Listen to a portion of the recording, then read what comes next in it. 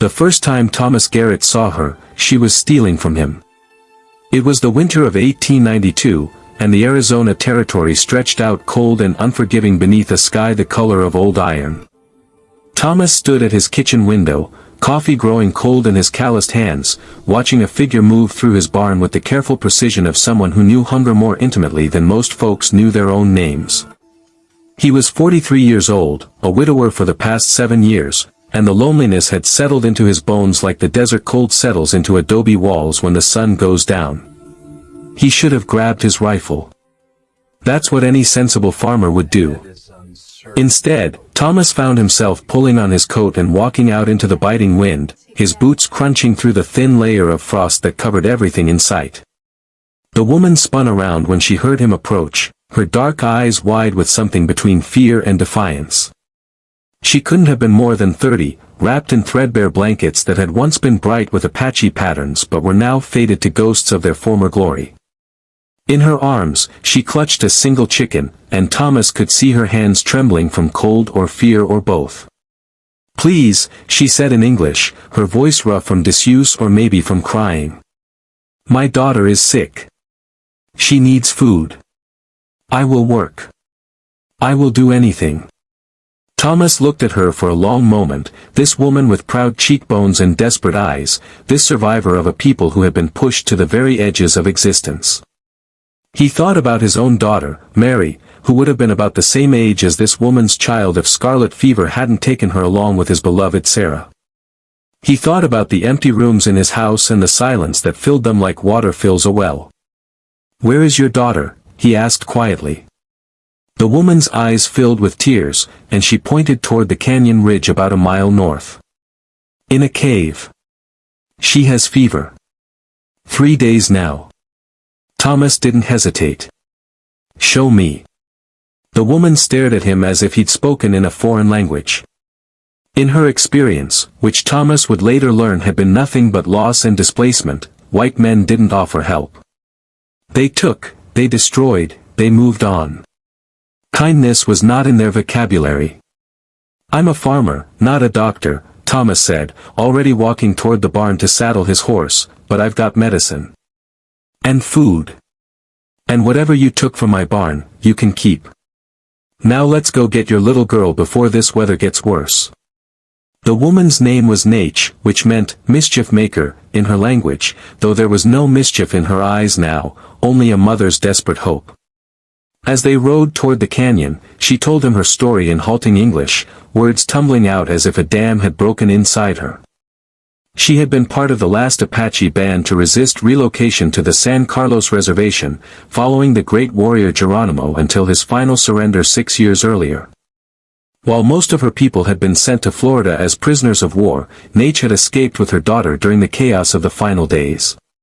They had been running ever since, hiding in caves and canyons, living on roots and rabbits and whatever mercy the harsh land would provide.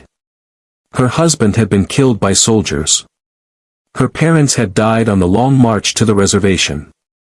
Her brothers had been scattered to the four winds. She and her daughter, Kaya, were all that remained of her family line, the last threads of a tapestry that had been torn apart by history's cruel hands. When they reached the cave, Thomas understood the depth of her desperation. The little girl, no more than 8 years old, lay on a bed of pine branches, her small body shaking with fever, her lips cracked and bleeding. She looked like a baby bird fallen from its nest, too fragile for this world. Thomas had seen this before. He had lived through it with his own daughter. The memory of Mary's last days was a knife that never dulled, and seeing this child's suffering opened that old wound with surgical precision. But this time, he could do something. This time, he wasn't helpless. He scooped up the child in his arms, feeling how light she was, how little substance there was to her. "We're taking her to my house. I have a real bed, a fireplace, medicine. She needs warmth and care." Naich grabbed his arm, her eyes searching his face for deception, for the trap she had learned to expect. "Why do you help us? You do not know us." Thomas looked at her, this woman who had lost everything, this mother who would steal for her child, this survivor who had every reason to hate him simply for the color of his skin and the language he spoke. He thought about all the nights he had sat alone in his house, surrounded by the ghost of his family, wondering if there was any purpose left to his life. Because someone should have helped me when I needed it most, he said simply. Because my little girl died in my arms, and I couldn't save her. Because maybe I can save yours. The words hung in the cold air between them, raw and honest. Necha's face softened, and something passed between them in that moment, something that transcended culture and history and all the reasons they should have been enemies. It was recognition. Two souls who had been hollowed out by grief, standing in the howling wind, choosing to be human when the world had given them every excuse to be hard. They rode back to Thomas's farm as the first snow began to fall, large flakes that covered the world in white silence. Thomas carried Kaya into his house, into the room that had been his daughter's, and laid her gently on the bed that hadn't been used in 7 years. Necha stood in the doorway, her eyes taking in the comfort of the room, the quilts on the bed, the wooden toys still sitting on the shelf, preserved like relics in a shrine. "Your daughter," Necha said softly, understanding without being told. Thomas nodded, unable to speak past the lump in his throat. He busied himself with building up the fire, heating water, measuring out the fever medicine the doctor in town had left him years ago, doses he had never used because they had arrived too late. For 3 days and 3 nights, Thomas and Necha tended to Kaya together. They took turns sitting by her bedside, cooling her fever with damp cloths, coaxing spoonfuls of broth past her lips, keeping vigil in the way that only those who love can keep vigil. They didn't talk much at first. There was too much to say and no words adequate to say it. But in the quiet hours of the night, while the wind howled outside and the fire crackled in the hearth, they began to share their stories. Thomas told Necha about Sarah, how they had met at a church social, how she had laughed at his clumsy attempts at dancing, how she had made his small farm feel like a kingdom. He told her about Mary, his bright-eyed daughter who loved to chase chickens and pick wildflowers, who had died reaching for his hand, her last word a whispered, "Papa." Necha told Thomas about her life before the wars, when her people had moved freely through the mountains and deserts, following the seasons, living in harmony with the land. She told him about her husband, whose name meant thunder, who had been shot trying to protect their camp from soldiers. She told him about the relocation marches, the diseases that swept through the reservations, the way her people's spirits had been broken along with their bodies. They cried together in that darkened room, this unlikely pair bound by grief and hope. And slowly, as Kaya's fever broke and color returned to her small face, something else began to bloom between Thomas and Necha. It was fragile and unexpected, like a wildflower pushing through desert stone, but it was real. On the morning of the 4th day, Kaya opened her eyes and smiled at her mother.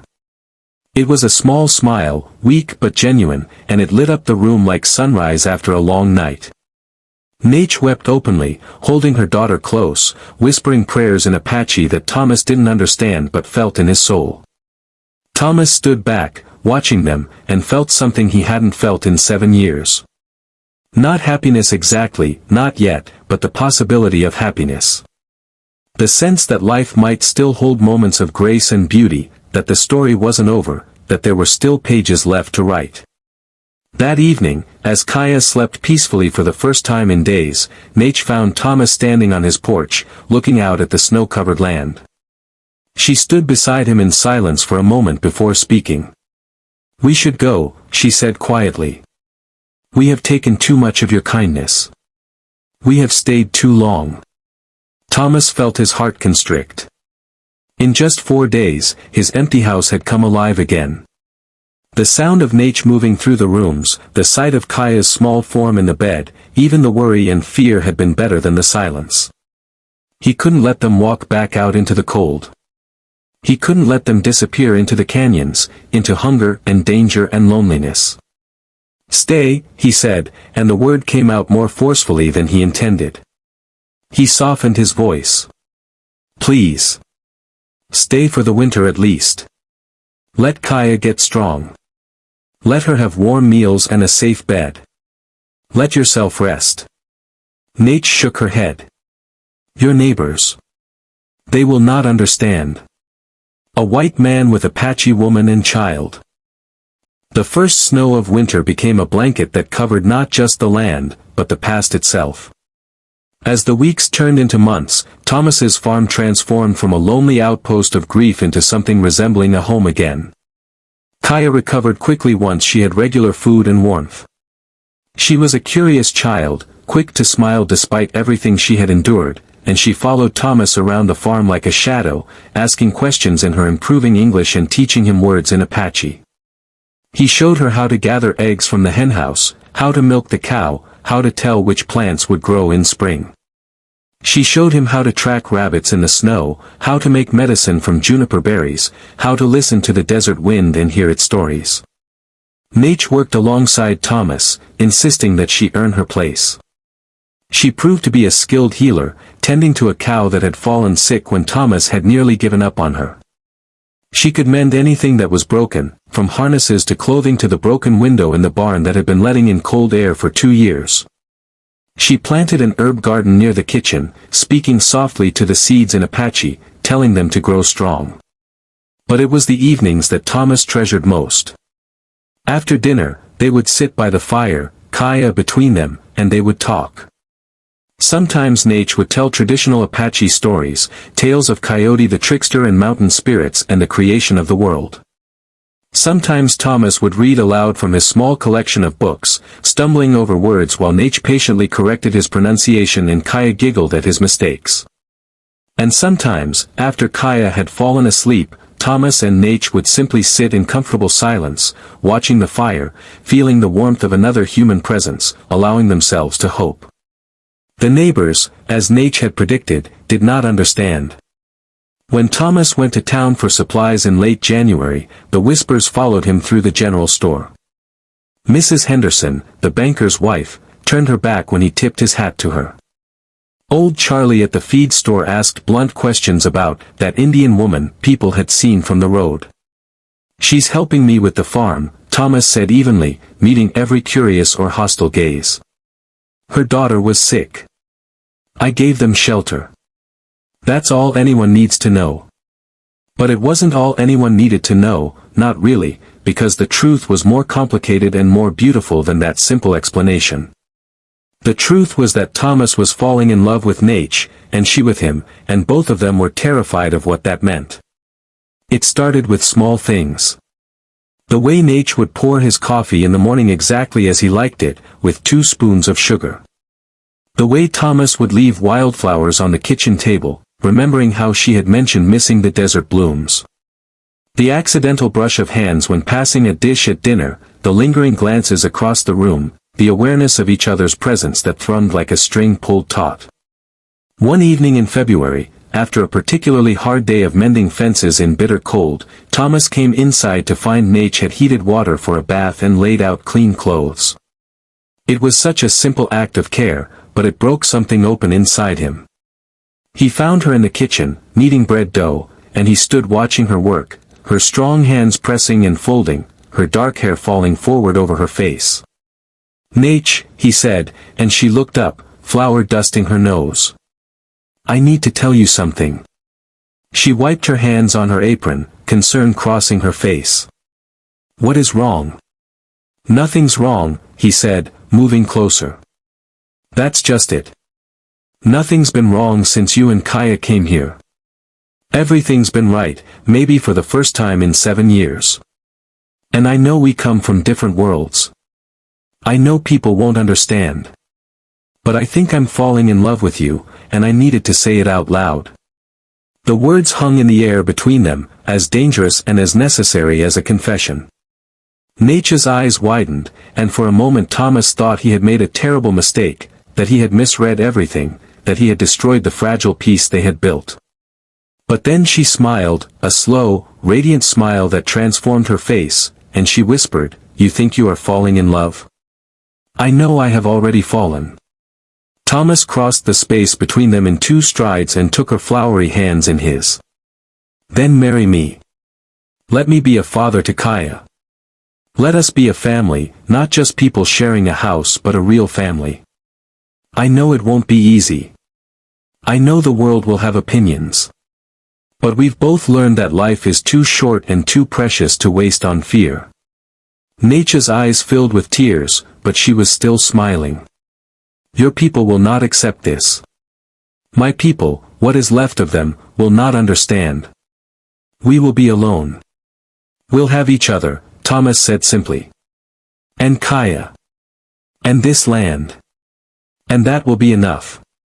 That will be more than enough." She kissed him then, her first kiss in years, his first kiss since Sarah died, and it tasted like hope and new beginnings and the courage it takes to love again after loss has nearly destroyed you. They were married in late March by a traveling preacher who asked no questions and offered no judgments. Kaya stood beside them in a new dress Thomas had bought in town, beaming with happiness, calling Thomas Papa for the first time. There was no fancy ceremony, no guests, no celebration beyond a special meal and Kaya's delighted laughter. But there was love, pure and deep and hard won. The town's reaction was swift and harsh. The sheriff came by to check on things, making thinly veiled threats about vagrant Indians. The minister from the local church left a note saying Thomas was no longer welcome at services. Someone burned a cross in their field one night, trying to scare them away. But Thomas and Nate stood firm. They worked their land, raised Kaya with love and attention, and built a life that was their own. Thomas taught Nate to read and write English better. She taught him Apache, and they spoke to each other in a blend of both languages that was uniquely theirs. They built a sweat lodge behind the barn for Nature's prayers, and Thomas learned to respect her traditions while she attended his Christian grace at meals. The breakthrough came unexpectedly that summer. A cholera outbreak swept through the nearby town, and the doctor, overwhelmed with cases, sent word that he needed help. Nate, with her knowledge of healing herbs and traditional medicine, volunteered immediately, despite Thomas's worries about how she would be received. For 3 weeks, Nate worked tirelessly in the makeshift hospital, moving from bed to bed, preparing her remedies, cooling fevers, comforting the dying. She saved more lives than anyone could count, including the banker's wife who had snubbed Thomas in the store, and old Charlie's grandson, a boy of 10 who had been given up for dead. When the epidemic finally ended, the town looked at Nate differently. She was no longer that Indian woman. She was the healer who had held their hands while they suffered, who had saved their children, who had shown them compassion when she had every reason to turn away. One by one, the neighbors began to stop by the farm. First came old Charlie with a thank you pie and an apology. Then the banker and his wife with a generous donation to help with expenses. The sheriff came to shake Thomas's hand and admit he had been wrong to judge. Even the minister returned, asking if Thomas and his family might consider returning to church, and perhaps Nate might teach some of the congregation about medicinal plants. "You see," Thomas said to Nate one evening as they sat on their porch, watching Kaya chase fireflies in the gathering dusk, "kindness is contagious. One act of compassion leads to another, and another, until walls come down and hearts open up." Nate leaned her head on his shoulder. "Your heart opened first. You saved us when you had no reason to. You gave us a home when we had nothing." "We saved each other," Thomas corrected gently. "I was dying inside this house, surrounded by ghosts. You and Kaya brought me back to life." As the years passed, Thomas and Nate's farm became known throughout the territory as a place of welcome. Travelers, especially those who were Apache or other displaced native peoples, knew they could find a meal and a safe place to rest there. Thomas and Nate took in 2 more Apache orphans, giving them a home and education. Kaya grew into a strong young woman who could move between worlds, honoring her Apache heritage while building a future in the changing West. Their love story became legendary in the region. People told it around campfires and dinner tables, the tale of the lonely farmer and the Apache woman who had overcome impossible odds to build a family. It was a story that reminded people that love could bridge any divide, that kindness could heal old wounds, that families were made not just by blood but by choice and courage. On their 10th anniversary, Thomas and Nate stood together in the field where he had first decided to help a desperate mother stealing a chicken.